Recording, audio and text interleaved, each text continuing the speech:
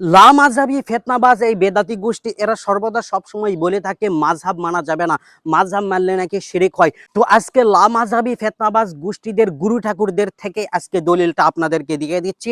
অবশ্যই আপনারা ভিডিওটা সম্পূর্ণ দেখবেন এবং শেয়ার করতে ভুলবেন না। মাযহাব মানা কি ফরজ? মাযহাব মানা ফরজ না, কিন্তু যে জানে আর যে জানে না, যে জানে না জাননেওয়ালারে কি করতে ফরজ, তারে জিজ্ঞেস করা কি?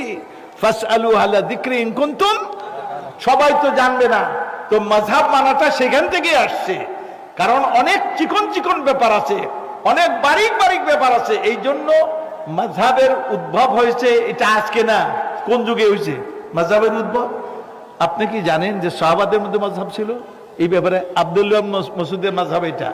ইমাম আউজাঈ আর আবু হানিফা দুইজনে তর্কের মতো একজন একজন প্রশ্ন করতেছে। কি কয় শুনুন। কয় যে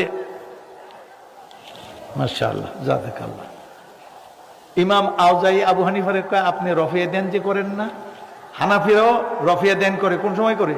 তাহরিমার সময়। আল্লাহু আকবার, একবার করে, আপনি করেন না। কয় আপনি কেন করেন? তো ইমাম আউজাঈ কয় ইবনে ওমর, তার ছেলে কাসেম বলতেছেন যে ইবনে ওমর কি করতেন? রফিয়া দেয় করতেন, সেই জন্য আমরা করি। তা আপনি কেন করেন না? কয় ইবনে মাসউদের মাদ্রাসা হইল কুফায়, হযরত ওমর তারে পাঠিয়েছেন সেখানে।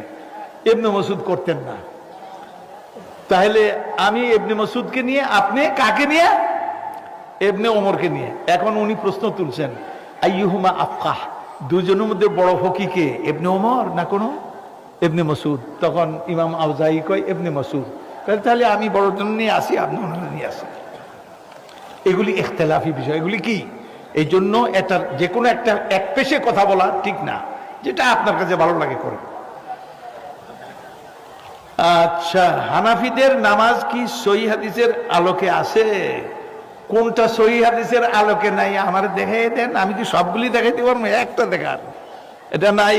আমি তো জানিয়েই পড়ি, আমি তো পড়াশোনা করে পড়ি আলহামদুলিল্লাহ। আর আপনি কি জানেন চার ইমামের মধ্যে কোন ইমামটা সাহাবাদের কাছাকাছি? কে?